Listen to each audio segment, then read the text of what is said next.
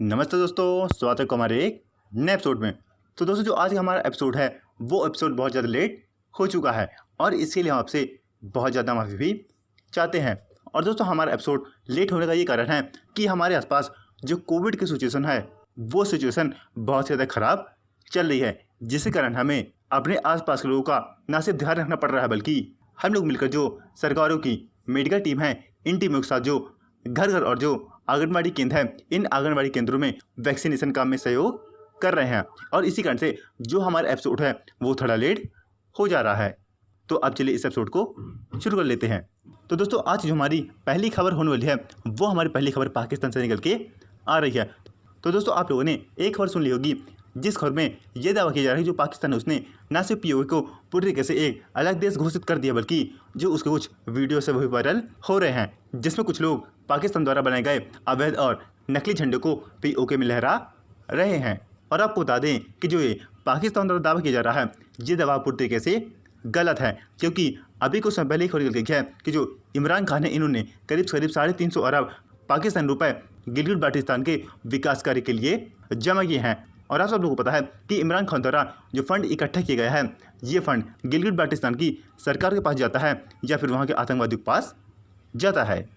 तो अब चलिए बढ़ते हैं अपने दूसरी खबर तरफ। तो दोस्तों, आज की हमारी दूसरी खबर होने वाली है वो हमारी दूसरी खबर भारत के 4.5 पीढ़ी के तेजस मार्क के इंजन को लेके होने वाली है। तो दोस्तों, खबर ये है, तो जैसे कि आप सब लोगों को पता है कि जो हमारा तेजस मार्क है इसका प्रोजेक्ट ना सिर्फ लेट हो गया बल्कि जो उसके इंजन की टेक्नोलॉजी है वो टेक्नोलॉजी पे अभी तक अटके में पड़ी हुई है। और दोस्तों, इसी बीच जो हमारी सरकार है उन्होंने तेजस मार्क के इंजन की जो मैन्युफैक्चरिंग काम है वो मैन्युफैक्चरिंग काम जो जनरल इलेक्ट्रिक वाली कुछ कंपनीज हैं जो आगे बड़े साइंटिस्ट होते हैं उन साइंटिस्टों के साथ इस इंजन को लेकर थोड़ी बातचीत भी की है। और हमारी सरकार को ये कहना है कि जो इंजन होने वाला है ये इंजन बनने में आपको कोई फंड की कमी नहीं होगी और आपको बहुत ही मॉडर्न इंजन बना के दिखाना है। और इसके लिए आपको बाकायदा टाइम के साथ साथ फोर्समैन और इकोनॉमिक सपोर्ट भी किया जाएगा। और इसके लिए जो हमारी सरकारों हैं उन्होंने कई एक्स्ट्रा ऑर्डिनरी बहुत बड़े बड़े इंजनों का गठन भी किया है। अब चलो बढ़ते अपने तीसरी खबर तरफ। तो जो आज की हमारी तीसरी खबर होने है वो हमारी तीसरी खबर चीन से निकल के आ रही है। तो जैसे तो सब लोगों को पता है कि जो आज के तारीख में भारत के अंदर कोरोना के हालात हैं उन कोरोना के हालात से न सिर्फ भारत परेशान है बल्कि पूरी दुनिया भारत साथ आके खड़ी हो गई है। और दोस्तों, इस बीच जो चीन के राष्ट्रपति शी जिनपिंग हैं इन्होंने सामने आकर हमारे पीएम श्री नरेंद्र मोदी जी को ये आश्वासन दिया है कि जो चीन है वो भारत से कोरोना वायरस लड़ने के लिए हर एक वो सहायता करना चाहता है जो सहायता आज की तारीख में भारत को ज़रूरत है। और जो शी जिनपिंग है वो यहीं तक रुके और उन्होंने ये भी कहा कि जो आज की तारीख में भारत के हालात बने हुए हैं उन हालातों से न सिर्फ दुनिया को सीखना चाहिए बल्कि दुनिया को ये सोचना चाहिए कि आज की तारीख में जो भारत के अंदर कोरोना से हालात बने हैं ये हालात उनके अपने देश में ही बने हैं। और ऐसे में ही हर देशों को मिलकर भारत की हर एक वो सहायता करनी चाहिए जिस सहायता की जरूरत आज तक में भारत को सबसे ज़्यादा है। तो दोस्तों, आपका शी जिनपिंग के इस बैन पर का कहना नीचे कमेंट करके ज़रूर बताना। अब चले बढ़ते अपने चौथी खबर तरफ। तो जो आज की हमारी चौथी खबर होने वाली है वो हमारी चौथी खबर अमेरिका से निकल के आ रही है। तो दोस्तों, आप लोगों को पता होगा कि जो भारत के अंदर बनने वाली कई वैक्सीनें हैं उन वैक्सीनों में जो रूस की स्पुतनिक 5 वैक्सीन है वो वैक्सीन भी अब भारत के अंदर मैन्युफैक्चर होने के लिए अप्रूवल हो गई है। और दोस्तों, इसी बीच जो अमेरिका की फाइजर कंपनी है उस फाइजर कंपनी ने अमेरिका की सरकार को ये कहा कि अगर आपको हमारी वैक्सीन भिजवानी है तो आप भारत को जल्द से इसकी अप्रूवल दीजिए। और दोस्तों, इसी फायदे उठाते हुए जो अमेरिका की सरकार है उसने भारत को ये ऑफर दिया है कि जो अमेरिका द्वारा निर्मित फाइजर वैक्सीन है इस फाइजर वैक्सीन की जो फ्री टेक्नोलॉजी है वो टेक्नोलॉजी हम भारत की कंपनी को सप्लाई करेंगे। और जो भारत है वो फाइजर की वैक्सीन बना के न सिर्फ अपने देश में लगाई बल्कि दुनिया के जिस कोने तक भारत की पहुँच है उस कोने तक अमेरिका की ये फाइजर वैक्सीन को मैन्युफैक्चर करके पहुँचाए।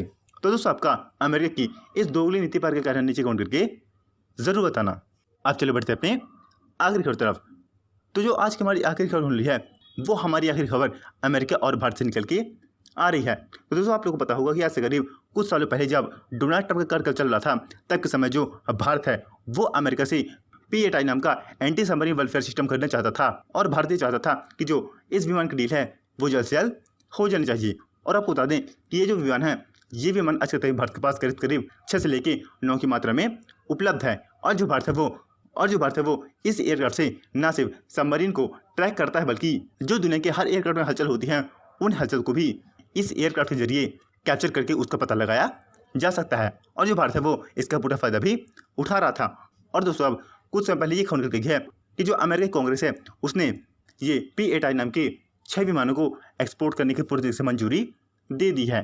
और दोस्तों हमने आप लोग को पहले ही बताया है कि जो भारत है वो इस विमान को न सिर्फ यूज़ कर रहा बल्कि और इसे खरीदना चाहता था। और वो डोनाल्ड ट्रंप के कर्जा से ये विमान को भारत अमेरिका से खरीदना चाहता था। और जो अब भारत की मुसीबतें हैं वो मुसीबतें अमेरिकी कांग्रेस ने पूरी तरीके से साफ कर दी। और आपको बता दें कि जो इन 6 विमानों की डील होगी ये डील करीब $3.25 अरब की हो सकती है। और दोस्तों जो ये $3.25 अरब की डील है ये डील इस साल के भारत द्वारा की गई सबसे बड़ी डीलों में से एक होगी।